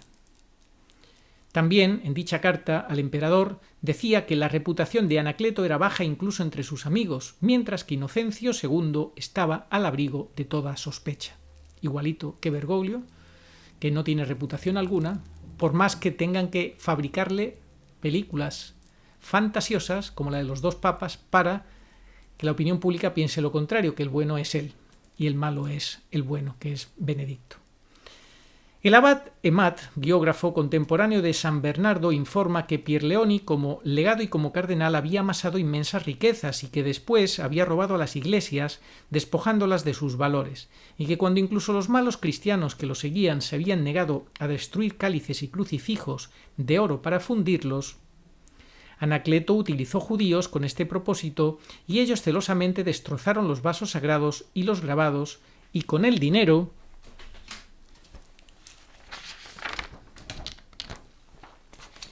obtenido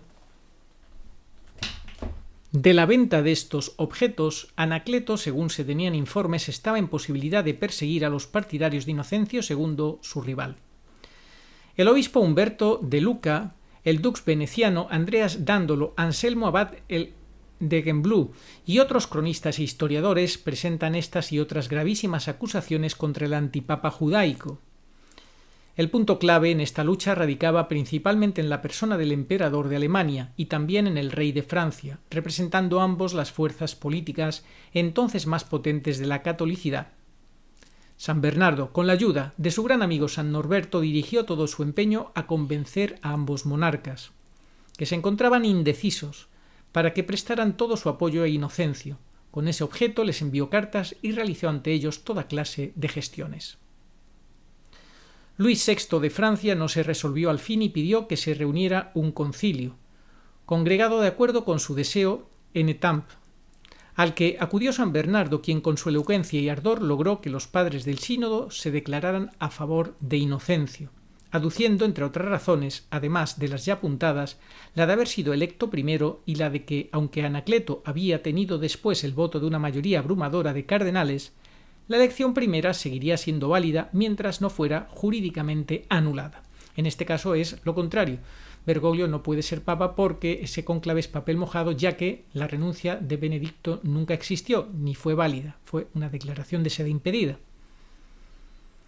Se arguye además que Inocencio había recibido su consagración pontifical de manos del funcionario competente para realizarla, es decir, del cardenal obispo de Ostia.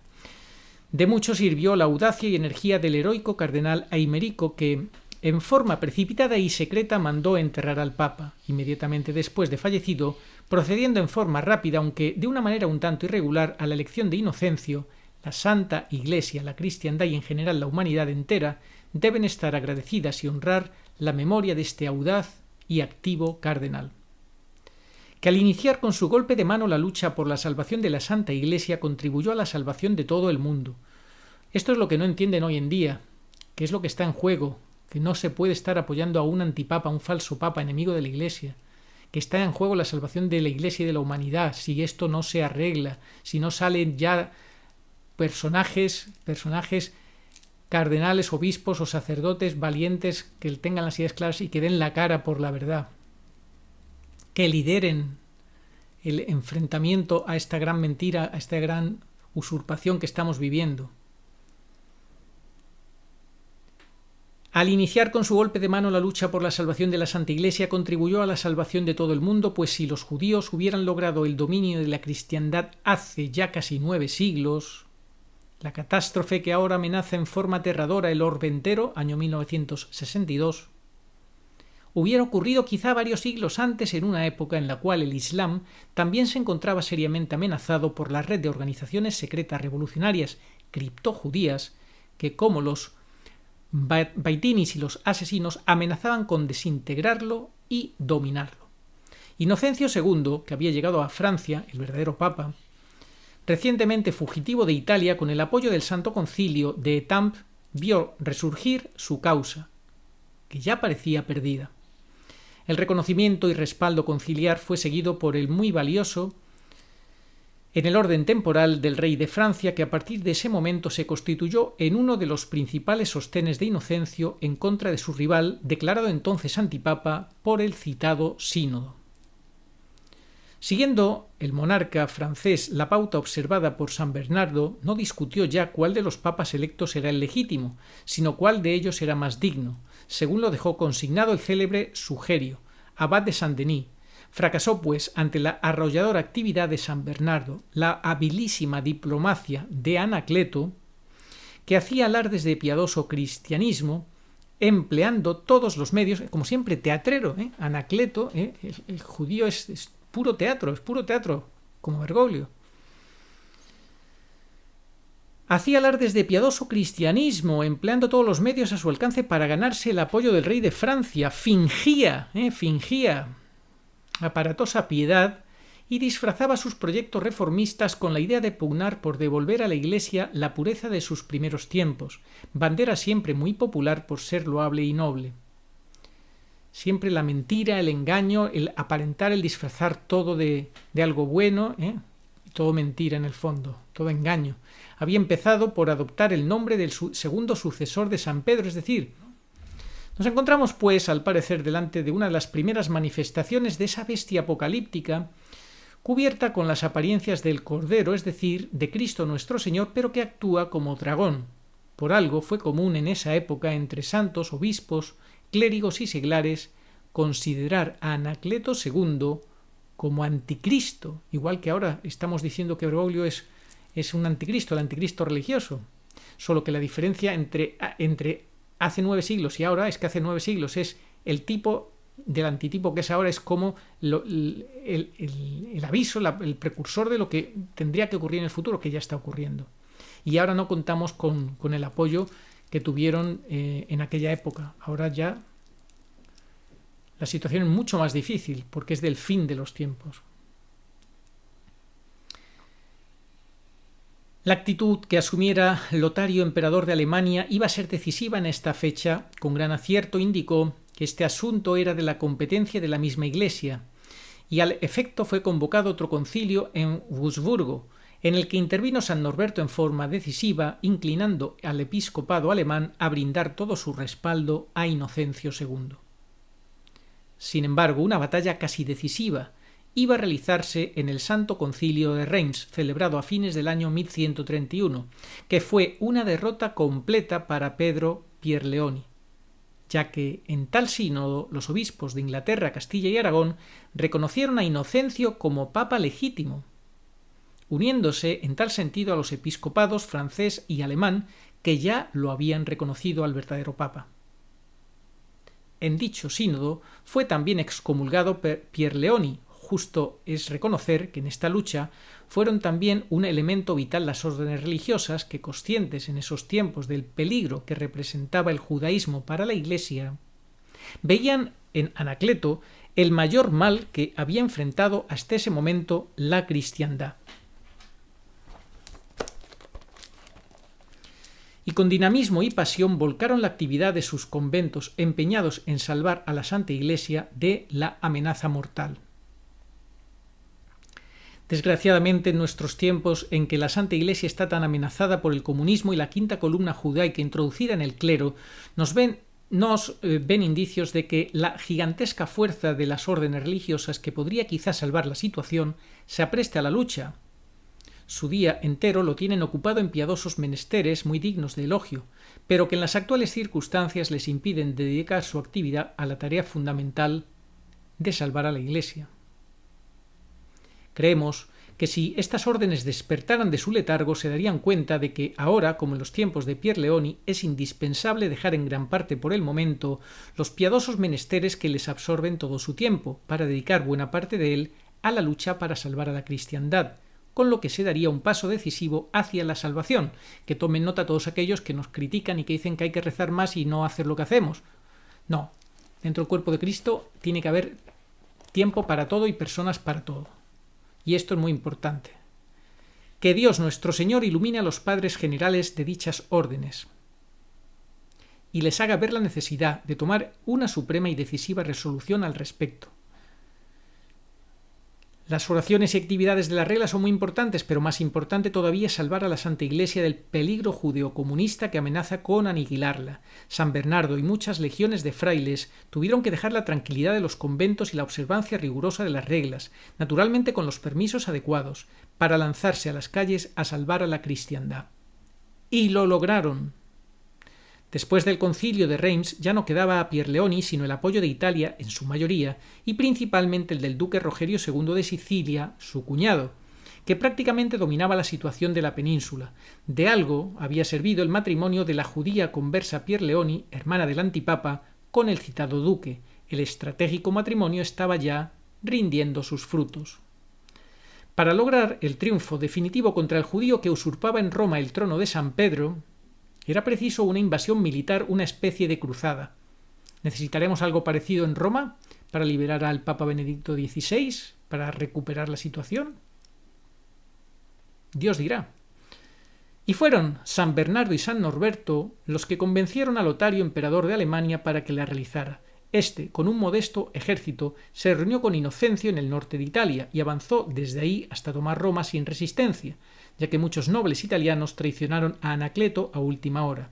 Lotario instaló a Inocencio II en Letrán, mientras que Pedro Pierleoni se refugiaba en Sant'Angelo, controlando San Pedro, razón por la cual el emperador fue coronado por Inocencio en Letrán. Pero como Rogerio de Sicilia avanzase entonces al frente de un poderoso ejército, Lotario tuvo que retirarse, por lo cual no pudo sostenerse en Roma, su santidad el Papa, que tuvo que volver a huir dejando de nuevo allí al antipapa judío, dueño de la situación. Retirado Inocencio a Pisa, reunió en esta ciudad un magno concilio, al que asistieron obispos de casi toda la cristiandad y gran cantidad de priores de conventos que desempeñaron un papel muy importante en esta lucha. Entre ellos se encontraba San Bernardo, acaudillando siempre la pelea. El santo doctor melifluo. Al año siguiente, Lotario volvió a invadir Italia para instalar en Roma al papa legítimo y arrojar de allí al judío usurpador. La conducta del emperador de Alemania es muy digna de tomarse en cuenta, ya que en esos momentos críticos para la Iglesia y para el mundo cristiano supo hacer a un lado sus intereses personales y los resentimientos del imperio a causa de la dura lucha de las investiduras para entregarse en cuerpo y alma a la tarea de salvar a la cristiandad. Ojalá que en la actual crisis mundial abunden los jerarcas que imiten una tan noble conducta y que sepan posponer sus intereses particulares a las necesidades generales, olvidando rencores muchas veces justificados en aras de la unión de todos los pueblos en la lucha de liberación universal que debe sostenerse en contra del imperialismo judaico. Ahora lo estamos viendo con esta situación mundial que estamos padeciendo, ¿verdad? Y de sus dictaduras masónicas o comunistas. Con muy justa razón, su santidad el Papa Inocencio II, en el fragor de la terrible lucha, escribía al emperador Lotario diciéndole lo siguiente: la Iglesia, con divina inspiración, te ha escogido y elegido a ti en calidad de legislador, como a un segundo Justiniano y como a un segundo Constantino, para combatir la herética impiedad de los judíos. La campaña victoriosa llevó a Lotario hasta derrotar a Rogerio y replegarlo hasta Sicilia, pero no pudo tomar Roma, en donde siguió instalado el antipapa judío para escándalo de toda la cristiandad. Al retirarse de Italia, Lotario y su ejército, Rogerio de Sicilia la reconquistó casi por completo, con lo que la causa de Pier Leoni parecía resurgir de forma peligrosa. La alarma en la cristiandad fue cada vez mayor, ya que surgía de nuevo amenazadora la potencia del antipapa, a quien Amulfo, obispo de Lisó, Manfredo, obispo de Mantua y otros distinguidos prelados llamaban a secas judío. El arzobispo Walter de Rávena denunciaba el cisma de Anacleto como herejía de la perfidia judía. Y el rabino Luis Israel Newman afirma que el partido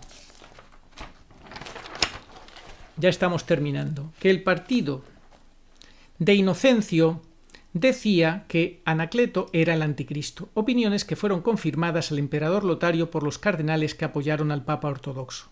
El propio Inocencio II convirtió en grito de batalla la afirmación de que la usurpación de Anacleto era una insensata perfidia judía. El estudioso rabino citado termina su narración de esta lucha con el siguiente comentario: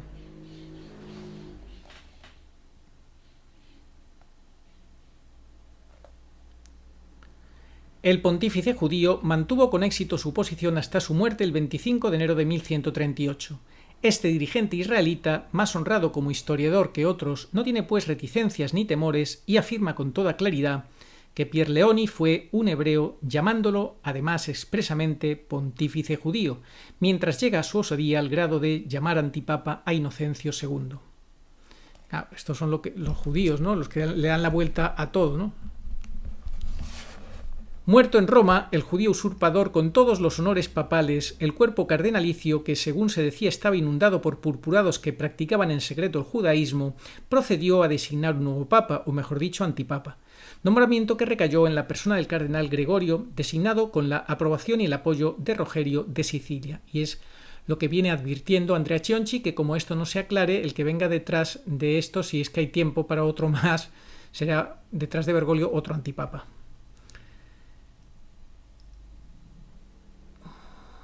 El nuevo papa antipapa tomó el nombre de Víctor IV, mientras la incansable predicación de San Bernardo, junto con la presión de los ejércitos alemanes, había logrado ir conquistando para el papa legítimo la adhesión de los principales baluartes de Pier Leoni como Milán y otras ciudades italianas.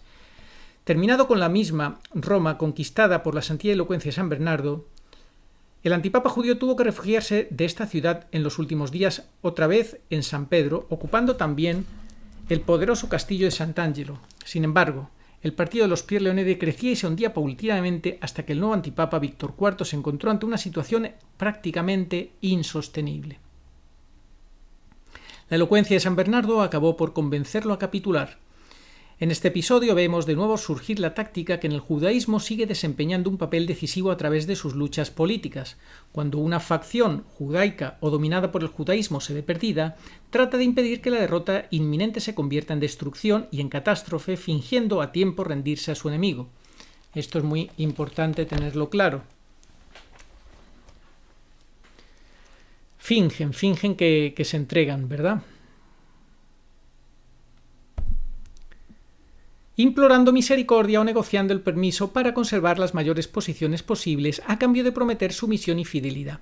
Al salvarse esa fuerza judaica de la destrucción, conserva a menudo algunas posiciones valiosas en el nuevo régimen del vencedor que, lejos de agradecer, utiliza las sombras para conspirar, para ir reorganizando en secreto sus fuerzas, para irlas acrecentando con el tiempo más y más, y para dar, en el momento oportuno, el golpe traidor que aniquilará al enemigo confiado y generoso, que en vez de destruir al ingrato adversario cuando pudo hacerlo, le dio la posibilidad de resurgir y dar de nuevo el zarpazo.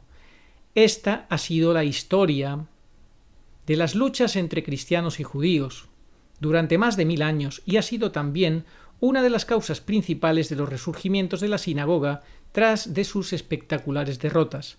Tanto Giordano como los demás hermanos de Pedro Pierleoni fingieron arrepentimiento, pidieron perdón, abjuraron de toda herejía y se reconciliaron con la legítima autoridad pontificia con sus actitudes hipócritas, como vieron al Papa Inocencio II y a San Bernardo, quienes generosamente les perdonaron. En vez de destruir su fuerza, su santidad les conservó sus grados y su posición en la corte pontificia, y después hasta los honró con homenajes y cargos, con el ánimo de lograr la unificación firme y duradera de la Santa Iglesia, tratando de conquistar con bondad extrema a estos criptojudíos que, quizá conmovidos por tanta generosidad, tendrían al fin un sincero arrepentimiento. En el terreno eclesiástico obró Inocencio con mayor energía y, habiendo reunido en 1139 un concilio ecuménico que fue el segundo de Letrán, al mismo tiempo que se condenaban las doctrinas de Arnaldo de Breccia y de Pedro de Bruys, fueron anulados los actos de Anacleto, papel mojado, todo lo que hizo el antipapa, y degradados todos los sacerdotes, obispos y cardenales, en una palabra, todos los clérigos ordenados por Pierleoni, y declaradas ilícitas todas sus ordenaciones, ya que se les tenía por cismáticos y la opinión general consideraba que abundaban entre ellos los herejes judaizantes, o sea, los que practicaban ocultamente el judaísmo, con lo cual el Santo Padre limpió el clero de judíos secretos, saneando las jerarquías y destruyendo de un solo golpe todas las infiltraciones hebraicas dentro del mismo realizadas, como es fácil comprender, al amparo del pontífice judío, como lo llama el ilustre rabino Newman. Pero la magnanimidad que en lo político había tenido el Papa con el vencido Giordano Pierleoni y sus hermanos iba a ser trágica para la Santa Sede. Es necesario hacer notar que en esta política de perdón debe haber influido San Bernardo, a quien su excesiva bondad hizo concebir la idea de que quizá cambiando de política hacia los hebreos podría la Santa Iglesia ablandar su endurecido corazón de los mismos. San Bernardo, al mismo tiempo que combatía las actividades cismáticas y heréticas de los judíos, usaba con ellos de extrema indulgencia, oponiéndose a que se les persiguiera y a que se les causara perjuicio alguno. Quiso, en otras palabras, amansar a lobos a base de bondad, pensando quitarles así su ferocidad. Son lobos disfrazados de pastores. Recordad lo que dijo Benedicto XVI, rogad por mí para que no huya por miedo a los lobos. Son lobos disfrazados de pastores. Como siempre, los israelitas abusaron de la bondad de San Bernardo y demostraron con hechos muy elocuentes que es imposible convertir a los lobos en dóciles ovejas.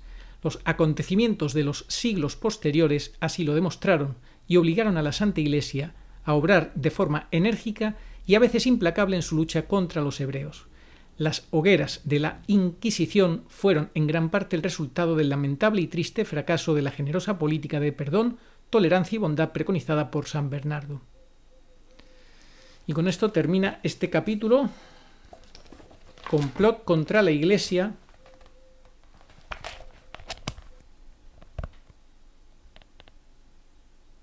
Complot contra la Iglesia, Maurice Pinay,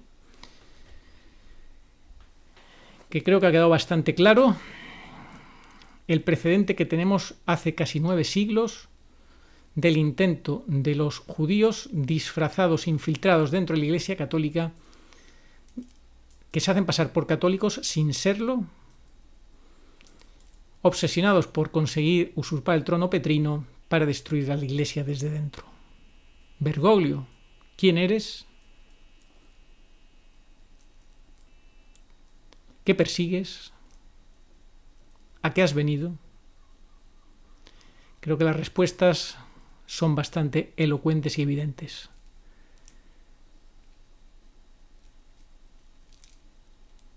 La Iglesia, la verdadera Iglesia, en esta batalla final entre la Iglesia y la antiglesia, entre Cristo y anticristo, nunca sucumbirá porque Dios no lo va a permitir. Pero aquí cada uno de nosotros tenemos que cumplir con nuestra misión, con nuestro papel. Y el que no lo haga, pues que se atenga a las consecuencias. Esperamos que dentro de la Iglesia Católica surjan las voces que hasta ahora todavía no han surgido. En mi opinión, esa es mi opinión. No me vale lo que está haciendo algún personaje por ahí. No me vale. A mí no me vale. Yo espero que salga algún sacerdote, obispo o cardenal, o varios de ellos, a enarbolar la bandera de la verdad y de la defensa de su santidad el Papa Benedicto XVI y de lo que ha pasado y está pasando dentro de la Iglesia. Estamos en las manos del Señor, que no nos deja. Oración a Nuestra Señora de todos los pueblos. Señor Jesucristo, Hijo del Padre, manda ahora tu Espíritu sobre la tierra. Haz que el Espíritu Santo habite en el corazón de todos los pueblos para que sean preservados de la corrupción, de las calamidades y de la guerra. Que Nuestra Señora de todos los pueblos, que un día era María, sea nuestra abogada. Amén. Alguien me dijo que necesitamos un matatías. Esperamos ese matatías. O varios matatías. Un matatías y un grupo que le secunde. Oh María sin pecado concebida, rogad por nosotros que recurrimos a vos. Amén.